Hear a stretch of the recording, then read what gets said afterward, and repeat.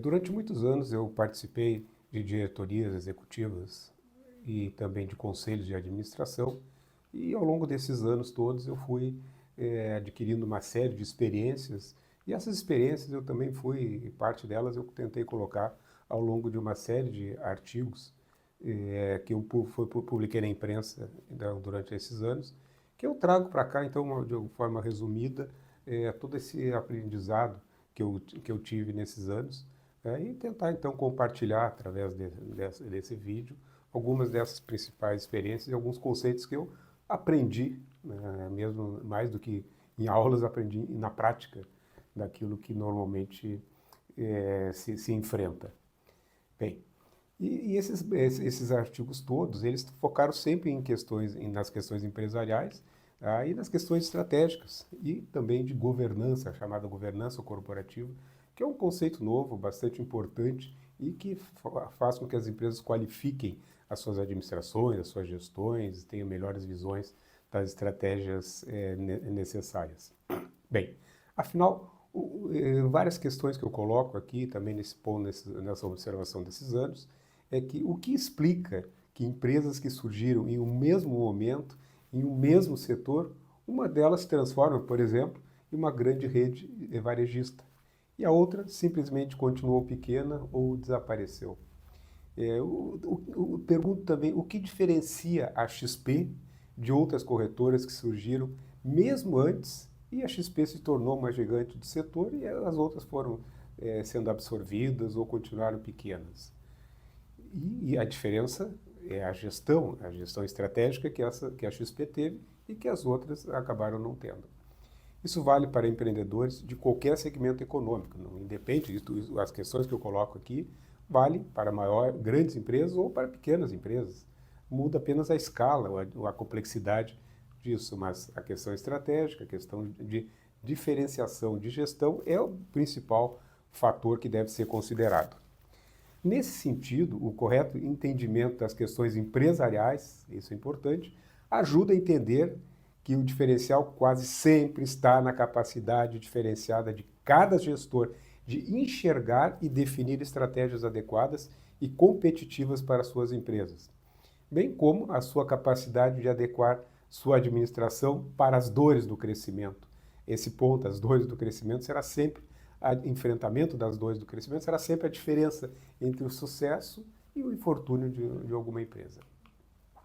A prioridade dos gestores, nesse sentido, será sempre a montagem de estratégias de ações que se complementem e que permitam que a empresa, então, evolua. Empresas maiores possuem, por exemplo, conselhos de administração, que são importantes complementos às suas atividades, principalmente estratégias adequadas e antecipação ao que espera a empresa em seu futuro, próximo ou distante. E entra aqui muito, então, a questão da perpetuidade das empresas. Esses conselhos de administração devem ter uma composição multidisciplinar, de forma a conjugar múltiplas experiências e habilidades, de forma a torná-lo eficiente. Ou então, ele poderá se tornar um mero centro de custos. Eu escrevi num artigo que o Steve Jobs e o Bill Gates certamente não se preocupavam em contar parafusos do estoque. Em uma metáfora a respeito do real papel dos conselhos ou das administrações superiores, tá? Que bem estruturadas e utilizados devem apresentar importância fundamental para o futuro de qualquer empresa. Não precisa ser a Apple ou a Microsoft, pode ser a sua empresa. Ao longo do tempo, novos artigos que eu vou disponibilizar sobre esse tema. Mas nós vamos a seguir, então, tentar desfilar um pequeno conjunto de conceitos que afetam o dia a dia das empresas, independentemente do seu tamanho. Então, a diferença entre as empresas que dão certo e as que ficam pelo caminho está certamente na evolução das suas administrações e sua qualidade, sua capacidade de visão, principalmente. Qual a diferença entre um pequeno comércio do seu bairro, que você conheceu há décadas, e algumas dessas grandes redes de varejo que têm o mesmo tempo de vida daquela pequena empresa e que não cresceu? Simplificando, certamente estará na capacidade de gestão e do empreendedorismo de cada um. Muitos empreendedores que começam pequenos, eles têm competência para tocar inicialmente seu negócio e precisam lutar permanentemente para se manter e tentar crescer. Alguns desses, eles atingem um determinado porte e seus resultados demonstram a competência para chegar onde essas empresas chegaram. Mas no percurso da sua expansão surgem necessidades crescentes em função do aumento da complexidade que a administração do negócio vai adquirindo ao longo do tempo. Essa é a dor do crescimento, os ajustes operacionais, administrativos de toda a ordem que são necessários para o enfrentamento dessa dor. É aquele empresário, muitas vezes eu digo, que conduziu bem a sua primeira unidade, não necessariamente vai ter a mesma competência na medida em que seu empreendimento crescer. A dificuldade em se adaptar às exigências crescentes de cada empresa é que diferencia aquelas que seguem adiante daquelas que ficam pelo caminho. Nem todos conseguem subir novos degraus. No exemplo daquele pequeno comércio que se iniciou, estão empresas de maior porte que venceram, mas que, para se perpetuarem, terão que forçosamente qualificar as suas estruturas administrativas. Evoluem do sócio-gerente para o grupo de diretores, chegando um dia aos conselhos de administração. Esses conselhos de administração, normalmente, são constituídos como a principal estrutura de comando da administração das empresas, e elas estão hierarquicamente acima da diretoria executiva. Se a diretoria executiva é quem deve operacionalizar as empresas, cabe principalmente aos conselhos definirem as diretrizes estratégicas das empresas, acompanhar e cobrar resultados. E, em última instância, o último caso, substituir os dirigentes executivos dessas empresas. A marca registrada desses órgãos, conselho de administração, muitas vezes são os cabelos brancos que predominam nos seus colegiados, uma vez que são compostos preponderantemente por executivos ou especialistas com larga experiência nas suas áreas, esperando-se desses atalhos e principalmente visões estratégicas. As empresas organizadas devem operar com o conhecido planejamento estratégico, com uma visão de longo prazo sobre seus rumos, com amplo conhecimento do mercado e do cenário econômico, os meios necessários para trabalhar, abrangendo aspectos financeiros, tecnológicos, de pessoal, logístico, de distribuição, além principalmente dos riscos aos quais cada empresa está submetida. A compreensão do mercado concorrencial é fundamental, pois o dinamismo do mundo moderno ele altera rapidamente as condições de competitividade. Nau sem rumo e sem marinheiro não chega a porto nenhum. A necessidade da qualificação dos modelos diretivos, ele atinge as estruturas administrativas que deram certo no início e que viabilizaram o crescimento das empresas, mas vão demandar cada vez mais estruturas mais complexas para enfrentamento desse mundo moderno em constante mutação. Tá? E isso é fundamental, especialmente na medida em que cada negócio se amplie. No mercado financeiro, a gente costuma dizer que o desempenho passado não é garantia de performance futura. Isso vale para qualquer empresa. O fato de ter sempre dado certo não significa que vai continuar dando certo no futuro. Nas empresas isso também ocorre, pois realmente esses sucessos passados não garantem os êxitos futuros. Para que uma empresa, eu costumo dizer, continue prosperando e crescendo, precisa qualificar o seu modelo de gestão, pois a concorrência o fará e a sua empresa poderá ficar para trás se não se adequar aos novos mundos, aos novos ares, aos novos ventos. Bem, aquelas empresas que atingem um determinado porte, que passam por mudanças, inclusive geracionais ou de seus executivos, elas podem demandar estruturas administrativas mais complexas, com então a criação desses conselhos ou de administração ou mesmo consultivos, que também são um avanço muito importante, qualifica o processo diretivo. A diferença entre conselho de administração e o conselho consultivo está na responsabilização dos seus membros. Tá? Porque no de administração, efetivamente, o CPF de cada conselheiro ele está exposto. Enquanto no consultivo, ele é mais um palpiteiro, digamos, e qualificado para os rumos da empresa, mas não tem responsabilização possível pelos seus atos. E também, na administração, há responsabilidades também definidas na condução dos negócios, sendo que o importante o entendimento do Conselho de Administração é o órgão máximo da estrutura diretiva. Tá? E os consultivos, novamente, é importante, eles não têm essa responsabilidade e, na prática, eu também aconselho que se utilize, se estruture inicialmente conselhos consultivos, pois eles acabam se constituindo numa consultoria especializada e de auxiliar aos rumos dos gestores e também dos acionistas. A composição também é importante lembrar desses conselhos, que as empresas devem contar com ex-executivos de renomada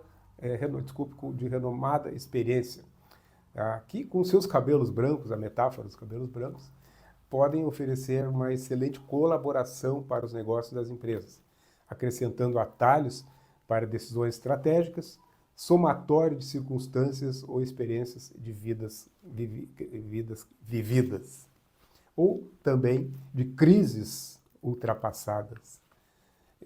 Cada crise sempre é um aprendizado. As empresas, em geral, assim como as pessoas, ao longo das suas vidas, têm seus solavancos, suas quedas. O importante é saber aprender com as quedas, levantar, aprender com as quedas e levar adiante. E essas experiências vão sendo sempre disponibilizadas nessas estruturas dos conselhos. E eu acho importante também um outro conceito, né, a questão da pluralidade dos conselhos. Dá para aqui também trazer uma metáfora de um time de futebol. Para ser eficiente, tu não vai se fazer um time de futebol vencedor apenas com 11 goleiros ou então com 11 centroavantes. Esse time não vai ganhar de ninguém. O mesmo deve ser cuidado, então, também nessa questão dos conselhos, que o conselho é sempre uma oportunidade de qualificação das gestões. Então, buscar uma composição com especialidades complementares entre os seus membros, e também deve ser buscada o atendimento das especificidades de cada empresa. O mesmo time fantástico num determinado conselho não necessariamente vai ser fantástico numa outra empresa, porque nós devemos respeitar as especificidades de cada empresa. A especialização, especializações como finanças, economia, área comercial, mercado de capitais, tecnologia de informações e de pessoas também, que já tenham trabalhado em operações similares às da empresa, será sempre fundamental. Então, esse conjunto todo é que pode enriquecer os seus rumos. Um conselho mal escalado, ele pode virar apenas custo para a empresa e ainda indicar rumos equivocados. Por isso, a qualificação, a questão qualitativa desses conselhos, ela vai ser sempre determinante para os resultados que a empresa vai obter e as estratégias que a empresa vai montar. Bom, reforçando mais uma vez, tá? Empresas de sucesso, elas se preocupam com a sua perpetuidade, certo? Bem, como a própria palavra infere, a perpetuidade demanda uma visão de longo prazo, onde todos os meios necessários para o atingimento das suas metas devem ser contemplados. Bem escalados e plurais, esses conselhos podem se constituir efetivamente em consultorias de alto nível. Eu estou reforçando esse ponto. E auxiliarem especialmente na fixação das diretrizes estratégicas das empresas, que é chave para a perpetuidade pretendida e almejada. Entre as estratégias a serem definidas está o entendimento dos impactos sobre o caixa. É o meu viés de executivo financeiro. E reforço esse ponto, que é fundamental para ser entendido por todos. Embora importantes, eu sempre comento que o patrimônio das empresas, especialmente quando compreendidas nas suas imobilizações, prédios, máquinas e mesmo diversos intangíveis, pouco podem valer se as operações não gerarem caixa. As empresas podem morrer por falta de caixa. O caixa é o oxigênio, é o combustível das empresas. Fazendo novamente uma metáfora, o imobilizado da empresa são as suas máquinas, tá? O imobilizado da empresa são os seus veículos. Se não tiver energia ou combustível para as máquinas e os seus veículos, a empresa para, a empresa não anda. Por isso, o foco na administração do fluxo de caixa sempre será determinante. E isso é uma questão estratégica a ser tratada dentro dos conselhos. Bem, é importante que o capital investido ele precisa trabalhar e se transformar, então, em fluxo de caixa. O acúmulo de caixa até um nível adequado é tão ou mais importante do que imobilizações. É a preservação de uma liquidez mínima. O caixa mínimo da empresa é um conceito que eu sempre trabalho e que as empresas têm que ter muita clareza do que é o seu caixa mínimo. Quem está assistindo, eu faço a pergunta e se questione. A sua empresa, você sabe qual o caixa mínimo, qual o caixa que ele precisa ter minimamente para, em qualquer circunstância, a empresa estar protegida? Caixa mínimo é a pergunta que talvez principal que eu deixo aqui nessa apresentação. Se questionem e vejam se a sua empresa tem um caixa mínimo, se tem uma forma, um cálculo, uma metodologia para saber qual é o caixa mínimo que ela precisa ter. E, então, muitas empresas, elas acabam, então, apresentando, dentro desse meu conceito, patrimônios consideráveis, mas podem ter dificuldades, ou mesmo se inviabilizarem, se a liquidez apertar, podendo chegar à insolvência, mesmo com patrimônios bastante consistentes e sólidos. Bem, aí dentro ainda dessa linha, que é preocupação estratégica dos conselhos, ou mesmo da diretoria executiva, mas nós estamos aqui falando com quem efetivamente tem que olhar a estratégia das empresas, tá? É que a estrutura de capitais adequada, ela deve ser entendida e analisada. No desenho estratégico, compreendendo o financeiro, parte de uma situação presente, define-se os alvos, ou seja, as necessidades futuras de caixa, analisam-se os aspectos mercadológicos, que avaliam questões de mercado, do cenário econômico, do setor em que a empresa compete, da sua capacidade comercial de manter ou expandir as suas vendas, e mesmo questões tecnológicas, que são base operacional hoje. Na prática, o que essas empresas necessitam fazer é permanentemente revisitar os seus planos de negócio. É uma questão estratégica. Novamente, diretoria executiva e conselhos precisam estar alinhados nesse conjunto de questões que eu acabo de relatar, que não são essas apenas, mas essas são algumas das essenciais. E esses planos de negócio, toda empresa precisa ter um plano de negócio. Senão ela ela faz uma administração empírica. Esses planos de negócio, então, eles determinam os usos de recursos para as operações desejadas e planejadas. Na sequência, então, o financiamento desses planos demanda as fontes necessárias e compreende, então, os capitais próprios e os de terceiros. Leia-se, normalmente no mercado, a alavancagem da empresa, que é a busca de capitais de fora, especialmente de bancos, para suportar, então, complementar a sua estrutura de capitais. Esses planos elaborados, juntando seus usos e fontes, eles devem se mostrar execuíveis. Tá? Tem que ser esgotada essa discussão, gerando, então, retornos adequados para os seus acionistas, que podem ou não os aprovar. Acima dos conselhos, existem apenas os acionistas. Esses sim podem trocar o conselho a qualquer momento, dependendo das empresas, chama uma assembleia, a assembleia retira e coloca novos conselheiros. E voltando ao plano de negócios, esse plano de negócios tem que conversar, então, com a estrutura de capitais da empresa, tá? Especial analisando o seu endividamento. É sempre importante que o crédito, como grandes invenções da humanidade, ele também pode apresentar efeitos colaterais. Ou seja, eu costumo dizer que o crédito faz bem, faz muito bem, faz parte, a essência do capitalismo é trabalhar com crédito. Empresas bem administradas operam muito bem com crédito. Mas em excesso, com prazos ou taxas inadequadas, ou descasados do retorno dos investimentos que estão sendo feitos, pode mesmo dificultar ou até mesmo inviabilizar as empresas. É importante que dívidas, elas geram custos financeiros que devem ser cobertos pela geração de caixa das operações, simples assim. Muitas empresas carregam dívidas estéreis, tá? Que são créditos tomados que não retornaram e que apenas permanecem em seus passivos gerando despesas. Eu, como também especialista em crédito, eu sempre procuro, uma das primeiras análises que eu fazia em balanços de empresas, é olhar o meu endividamento, ou seja, olhar o passivo, tá? E procurar no ativo onde está a contrapartida daquela dívida feita. Tá? Se eu não localizo máquinas, estoque, clientes financiados ou outros, pode ser que parte desse passivo, parte desse endividamento tenha desaparecido a sua contrapartida, podendo ter sido consumida pela cobertura de prejuízos operacionais passados. Então essa é uma questão fundamental e que tem que ser muito bem enxergada pelas diretorias executivas, mas pelos conselhos, a quem cabe, então, sempre essa prioridade estratégica.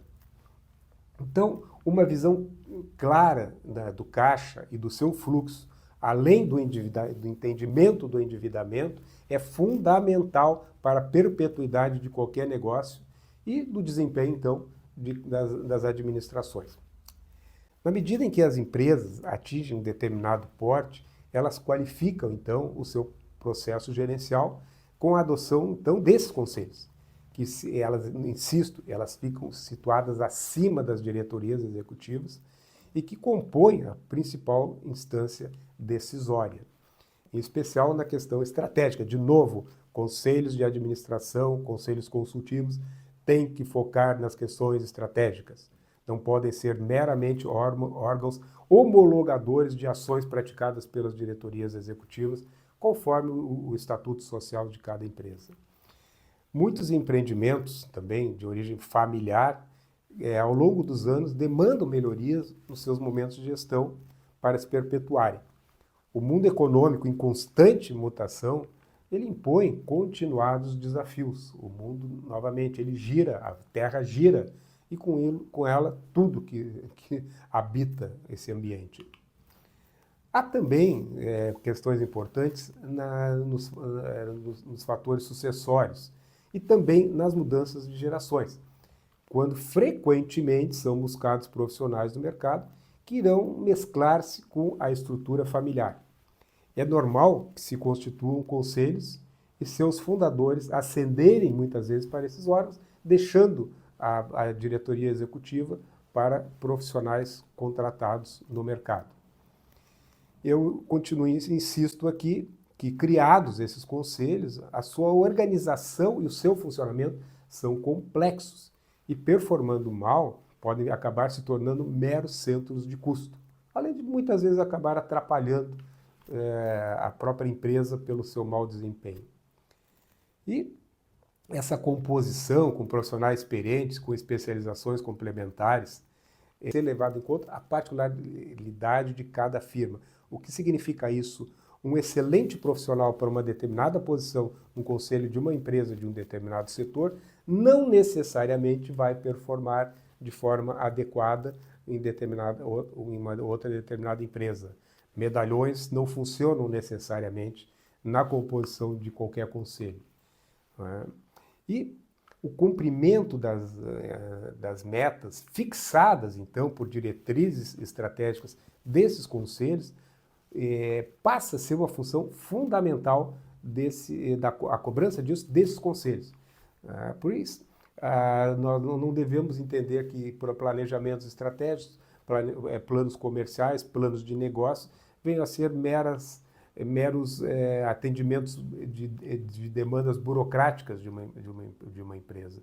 O entendimento do orçamento, o cumprimento do orçamento é um fato fundamental também, que deve ser respeitado e olhado por esses conselhos. Orçamento, muitas vezes, em muitas empresas que eu conheço, refere-se basicamente ao cumprimento de questões estatutárias, mas não são usados esses orçamentos, então, como ferramentas gerenciais. Um bom orçamento reflete o plano de negócio. O bom orçamento deve ser gerenciado e, desta forma, esse orçamento tem que ser acompanhado para permitir correções de rotas ou de rumos ao longo do período desses planos. Então isso também é fundamental de ser entendido por esses conselhos.